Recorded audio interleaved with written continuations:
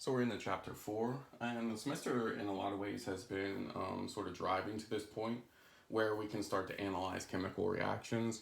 We're going to utilize, as always, all our foundational skills here to attack now problems associated with actually making chemical changes.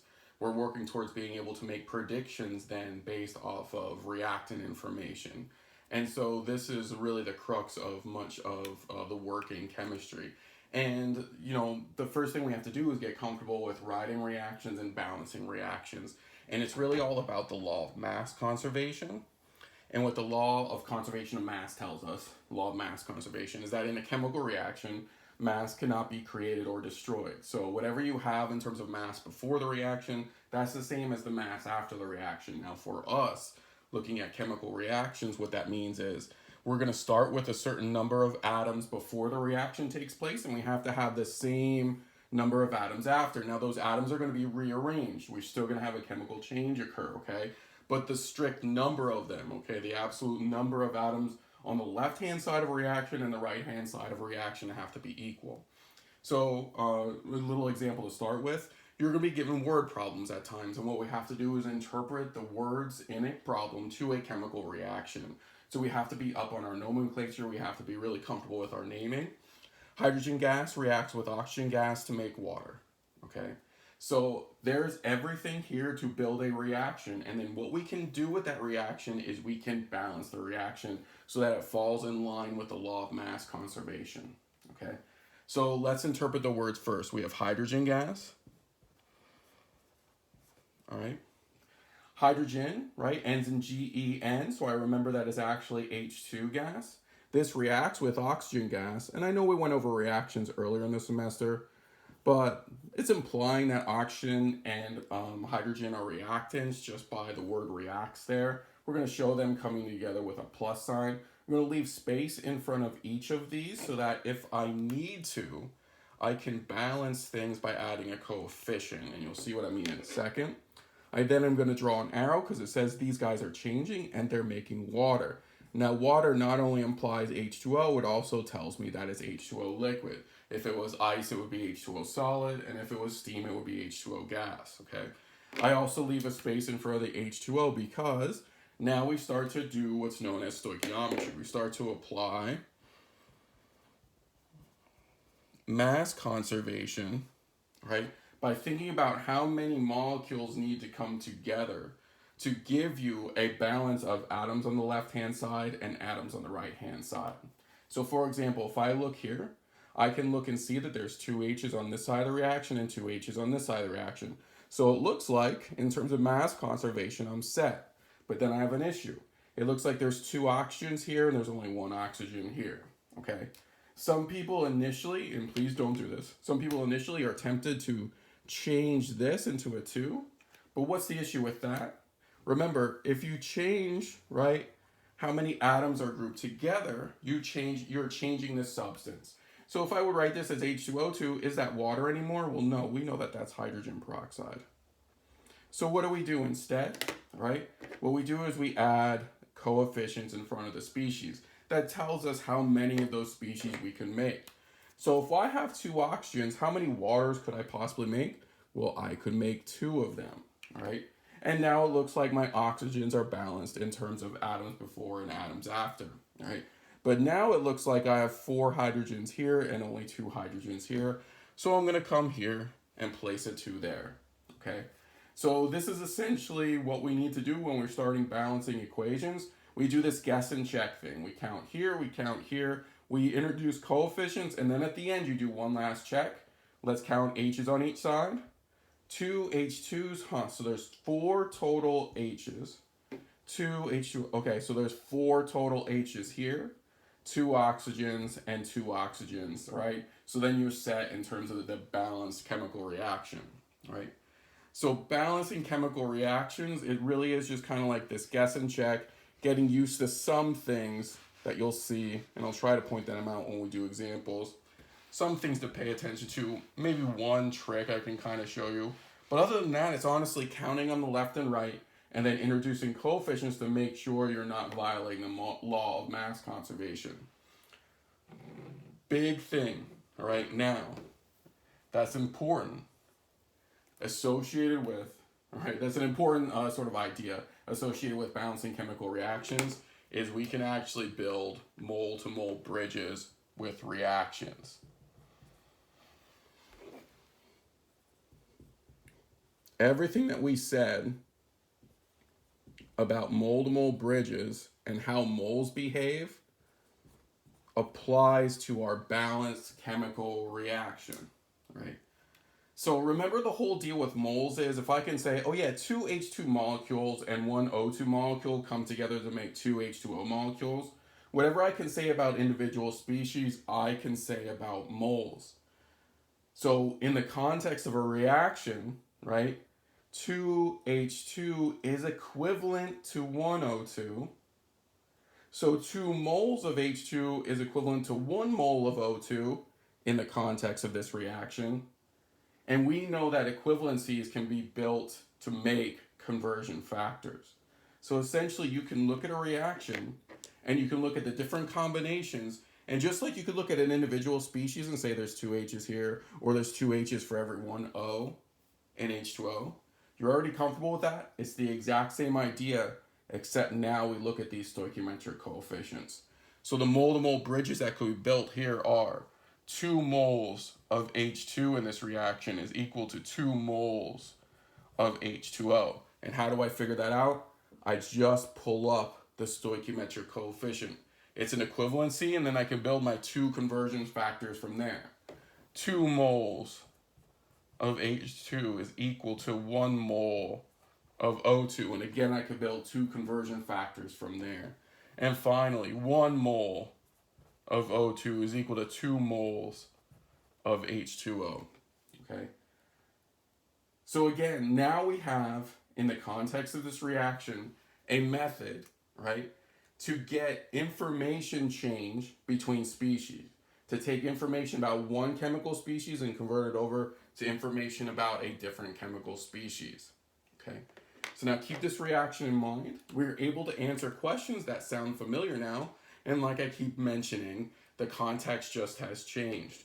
So let's say that we have 10 grams of H2 reacting with excess O2, right? How many grams of H2O form? So this sounds a lot like problems we've done already, okay? This sounds a lot like a conversion problem, and it is, right? Now, just one little caveat before we start. We're going to see this word excess pop up again and again, and all that means is extra. And so the way that you kind of view it in the context of this wording for this sort of problem is you have enough O2. O2 is going to be there, and there's plenty of it. But you're going to take these 10 grams of H2, and you're going to use them all. So if I use 10 grams of H2 in this reaction, how much water can I make, right? Well, it looks like we're asked to analyze something, okay? And we're supposed to analyze something and turn it into a different bit of information with a different identity. So we can use our general problem-solving skills to set up this problem, right? Now remember, we have the balanced chemical reaction. That would be the first step here. We already know what the chemical reaction is, and we already wrote down the mole-to-mole bridges here, all right? So with that in mind, 10 grams of H2 goes on my left-hand side because that's what I'm asked to analyze, all right? On my right-hand side, I have grams of H2O. The identity here is different than the identity here. So somewhere in the middle, we need a mole-to-mole bridge. Well, I have grams. So do I know how to go from grams to moles? Well, yeah, we spent a whole couple chapters now doing that. 2.016 grams of H2 is 1 mole of H2.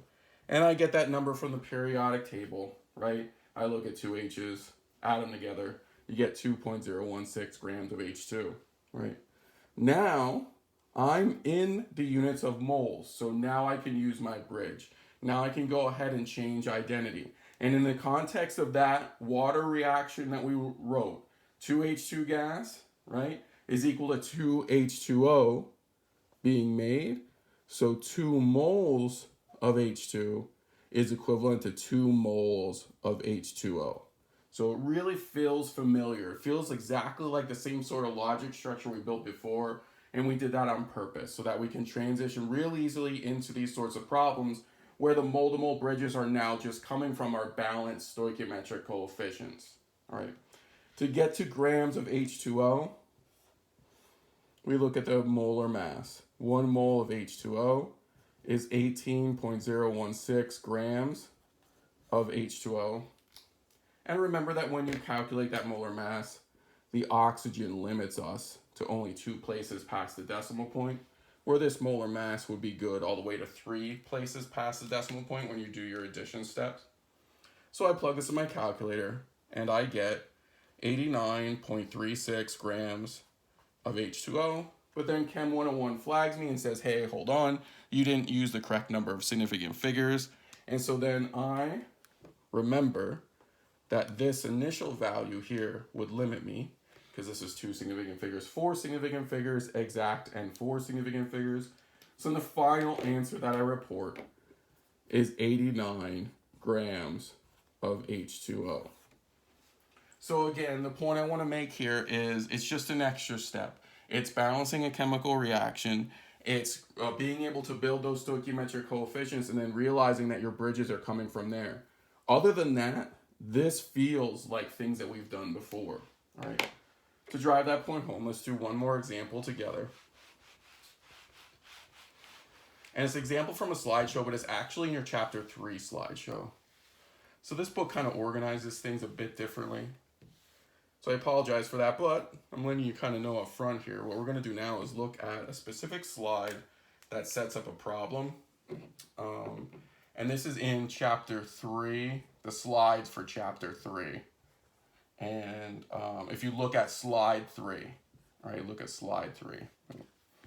Sorry. And what you'll see is there's a lot of words there, right? And that problem is sort of associated with and follows the same pattern of our water example that we just got done. Now, there's some interpretation that you have to do. So what I would recommend now is you look at that slide, you pause, right, this video, and you try to take the information that's given and write a reaction down, okay? So doing this sort of naming practice is also important even in this chapter, because we can't get the right chemicals down, then we're going to have no chance of getting the right answer in the end.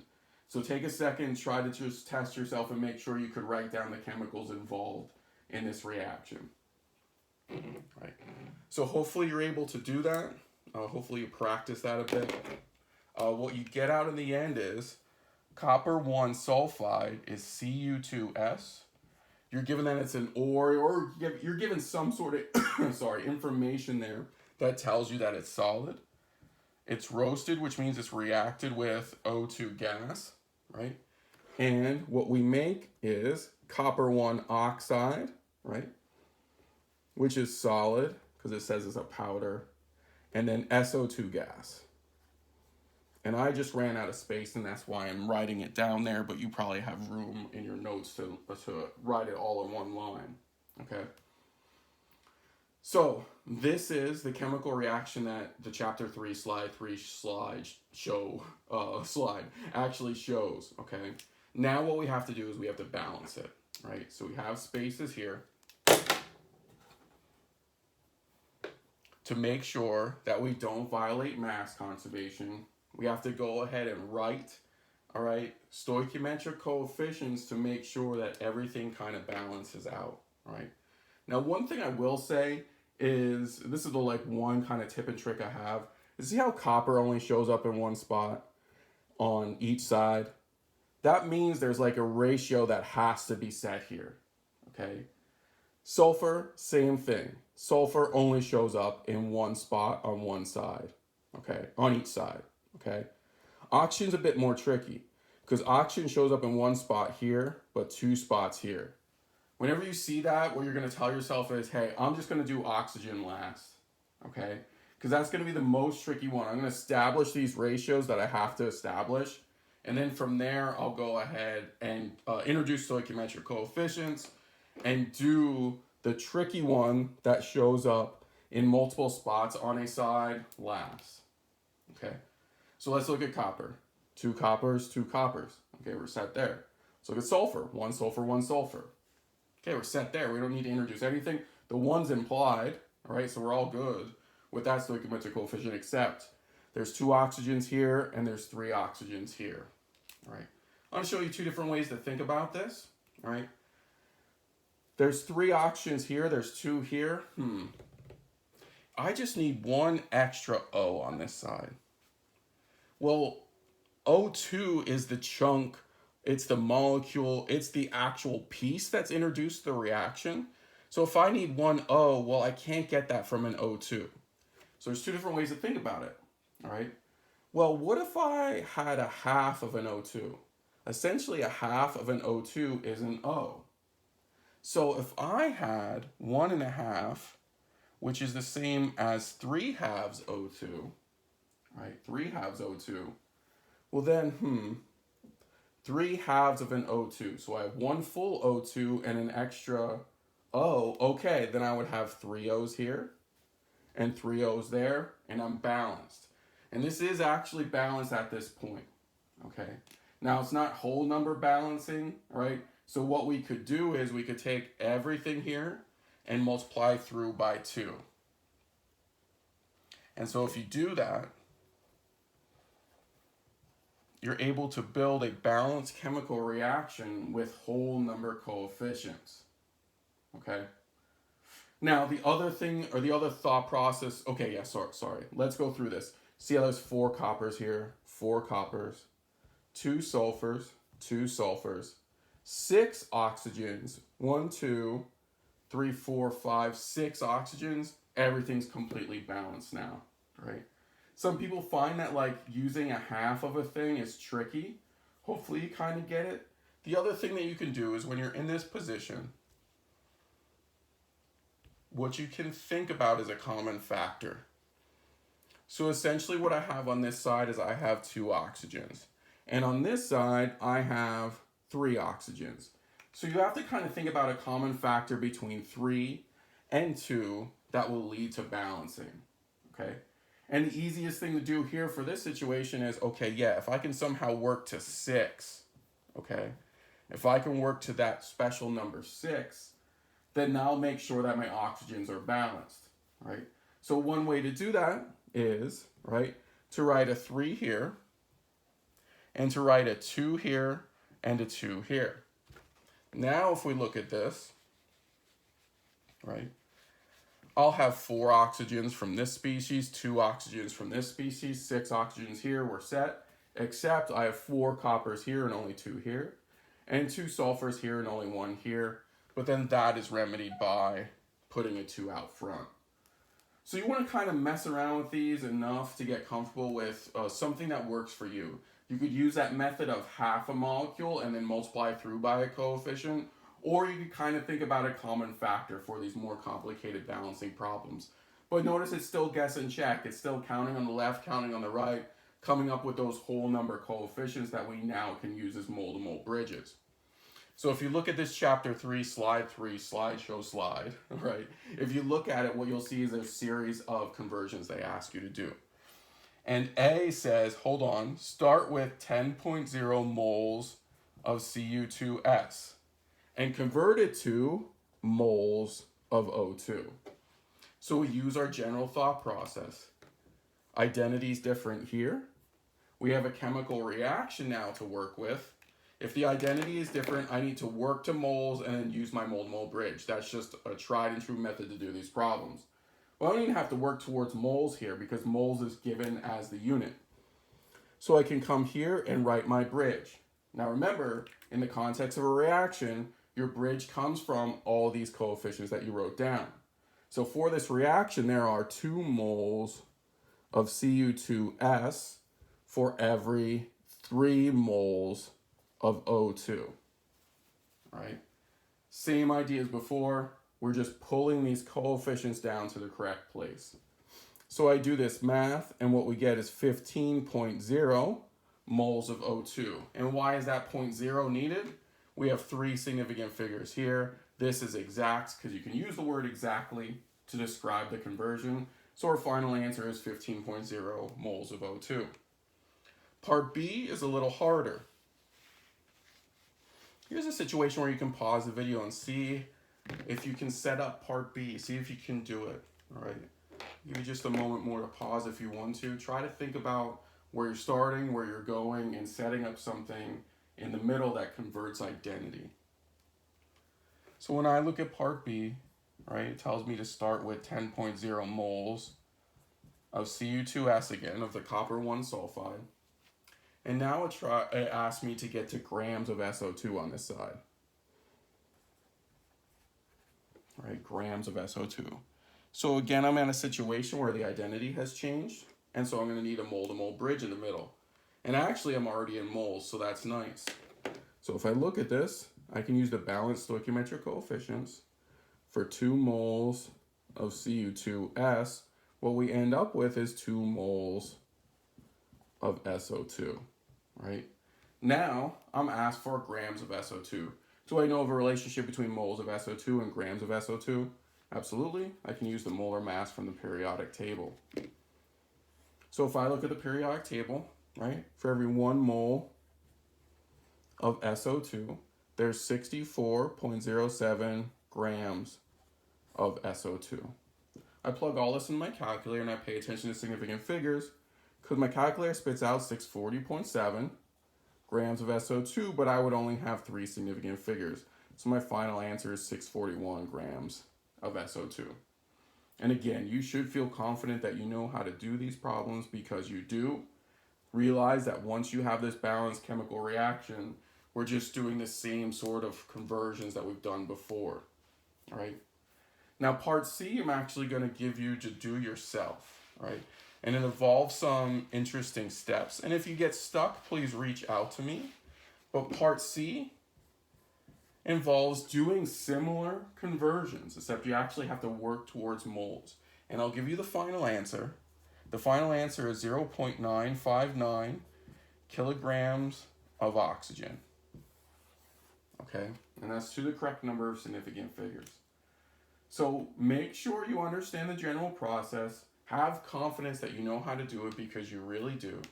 But you're starting with something, you're converting the moles, you're using a bridge, and then you're finishing from there. Use your conversion skills, okay? And you can get there. The next video, we're going to deal more with the predictive power associated with a balanced chemical reaction, all right? But again, it's really going to be the same sort of math. So if you can do A, B, and C for this sort of problem, then nothing about the rest of the chapter should scare you at all because it's just going to be doing that same sort of work, but in slightly different context.